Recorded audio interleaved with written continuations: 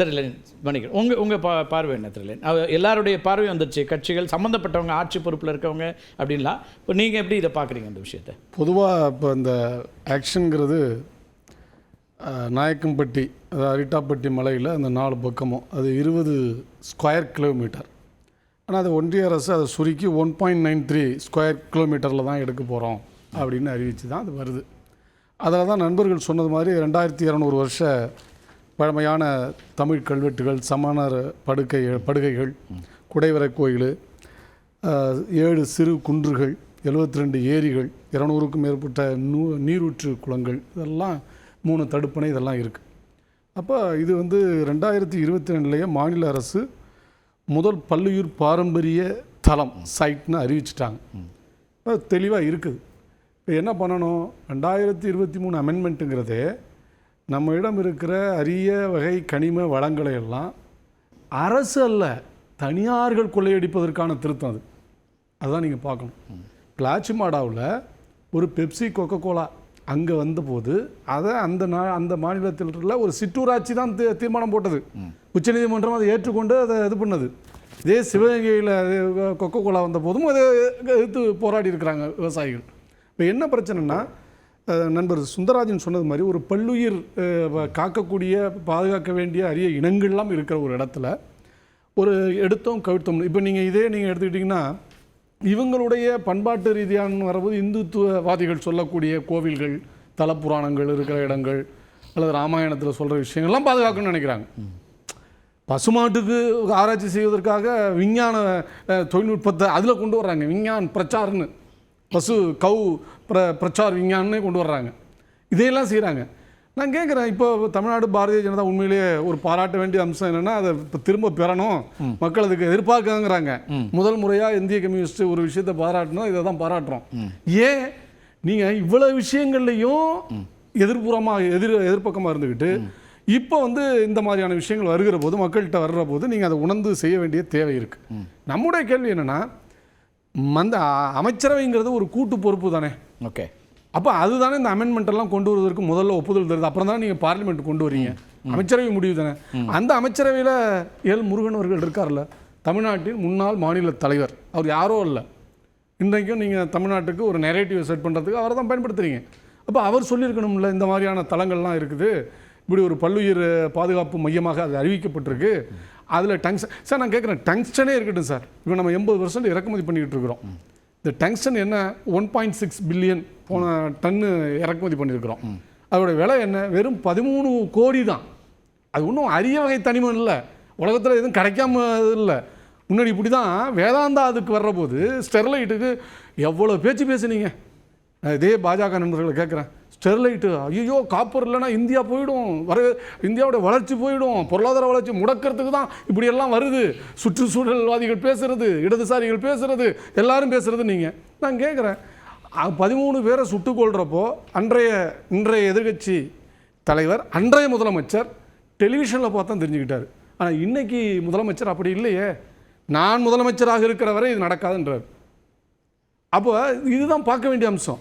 13 பேரை சுட்டு கொண்ட போது 99 நாள் அமைதியாக நடந்த போராட்டத்தை நீங்கள் சீர்குலைப்பதற்கு காவல்துறையை பயன்படுத்தி ஸ்ட்ரைக்கர் கன் வச்சு கொண்டீங்கல்ல.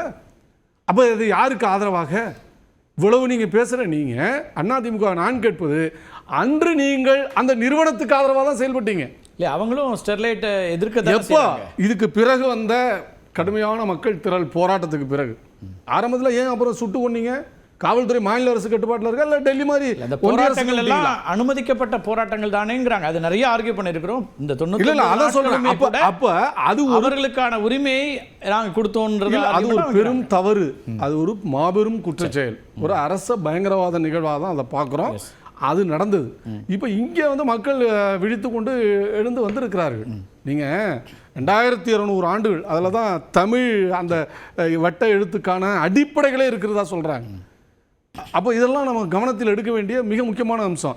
அப்படி ஒன்றும் இது ஒரு அரிய வகை தனிமமும் அல்ல, எங்கே கிடைக்காத விஷயமும் இல்லை. அது அந்த மலையில தான் போய் கொடையணும், அதுக்கு நீங்கள் ஜிண்டால்கிட்ட கொடுக்கணும், அந்த அவர்கிட்ட கொடுத்த அதே ஆள்கிட்ட தான் கொடுக்கணும் அப்படின்னு என்ன வேண்டி இருக்கிறது. அப்போ இதில் தெளிவாக தெரிகிறது, 2013 மினரல் ஆக்டில் ஒவ்வொன்றையும் நீங்கள் வர்றபோது அனுமதி பெறணும். அந்தந்த சுற்றுச்சூழல் சம்பந்தமான தாக்க அறிக்கை, அதுக்கான ஸ்டடீஸ் இதெல்லாம் பண்ணணும். அதுக்கு பிறகு நீங்கள் 2023 அதுக்கு முன்னாடி கொண்டு வந்து 2017 அதெல்லாம் எடுத்துட்டீங்க. அன்றைக்கி இருந்த அபரீத மெஜாரிட்டியை பயன்படுத்தி அந்த தாக்க அறிக்கைகள்லாம் தேவையே இல்லை என்கிற அளவிற்கு அமெண்ட்மெண்ட் கொண்டு வந்தீங்க. இன்றைக்கி இப்போ அப்படி தான் வச்சுருக்கிறீங்க. அப்போ ஒரு ஒன்றிய அரசு என்பதால் மாநில அரசுகளினுடைய அதிகாரம் மட்டும் இல்லை, உள்ளாட்சி மன்றங்கள், பஞ்சாயத்து ராஜ்ங்கிறது கான்ஸ்டியூஷனல் இதில் வந்துடுச்சு இப்போ. அப்போ அதுக்கும் எதிராக, 3 அடுக்கு நிர்வாக முறைக்கும் எதிராக, ஜனநாயக அமைப்புகளுக்கும் எதிராக ஒன்றிய அரசு ஒரு ஒற்றை புள்ளியில் சர்வாதிகார மனப்பான்மையோடு எங்கனாலும் எதுவும் பண்ணலாம் அப்படின்னு ஒரு ஃப்ரீலான்ஸாக விட்டோம்னா நாடு எங்கே சென்று கொண்டிருக்கிறது என்பதற்கு இது மாநில அரசாங்கத்தின் உரிமை மட்டுமல்ல, உள்ளாட்சி மன்றங்களுக்கான உரிமையும் பறிக்கக்கூடிய இடத்துல போலாமான்னு கேட்குறாங்க. அதான் சொல்கிறேன். இப்போ இன்னொரு விஷயம் கிளாரிஃபை பண்ண விரும்புகிறேன். இப்போ எல்லாருமே பேசும்போது ஒரு பயோடைவர்சிட்டி சைட் வந்து நீங்கள் எப்படி வந்து அனுமதிக்கலாம் அப்படின்றாங்க. அதற்கும் தெளிவுபடுத்தியிருக்காங்க. 20.16 ஸ்கொயர் கிலோமீட்டரில் 1.93 ஸ்கொயர் கிலோமீட்டர் பயோடைவர்சிட்டி சைட்ஸ். அடுத்தது வருது பாருங்க, பயோடைவர்சிட்டி சைட்டுன்னு கிளாரிஃபை பண்ணியிருக்கக்கூடிய இடங்களில் எக்ஸ்ப்ளரேஷன் ஆக்டிவிட்டீஸ்க்கு அனுமதி இல்லை அப்படின்றதும் தெளிவாக அதில் சொல்லியிருக்கிறாங்க. அதே போல் அந்த பகுதியில் நீங்கள் வாங்கக்கூடிய அந்த ஃபாரஸ்ட் அப்ரூவல் ஆகட்டும், என்விரான்மெண்டல் கிளியரன்ஸ் ஆகட்டும், மத்திய அரசு மாநில அரசு எல்லாருக்கிட்டையும் வாங்கிட்டு தான் ஆரம்பிக்கணும் அப்படின்ற ஷரத்துகளும் இருக்கின்றன. அதனால் நீங்கள் மாநில அரசினுடைய உரிமைகளை மொத்தமாக பறித்து விட்டது அப்படின்று சொல்வதே தவறுன்றது தான் நான் மீண்டும் மீண்டும் சொல்கிறேன். மற்ற சுரங்கங்களோ மற்ற மைனிங்கோ எப்படி நடக்குமோ அதே அடிப்படையில் தான். இப்போ இன்னைக்கு தமிழகத்துல நான் ஒரு கேள்வி கேட்கிறேன், மணல் எடுக்கக்கூடிய விஷயங்கள்லாம் எல்லா இதையும் ஃபுல்ஃபில் பண்ணி தான் நடத்துறாங்களா இல்ல இல்லீகலா நடத்துறாங்களா? இந்த மாதிரி பல கேள்விகள் இருக்கின்றன. ஒவ்வொன்றும் தனித்தனியான சட்டம் கொண்டு வந்து இல்லீகலா இருந்தா அதையும் கேள்விக்குள்ளாக்கணும்.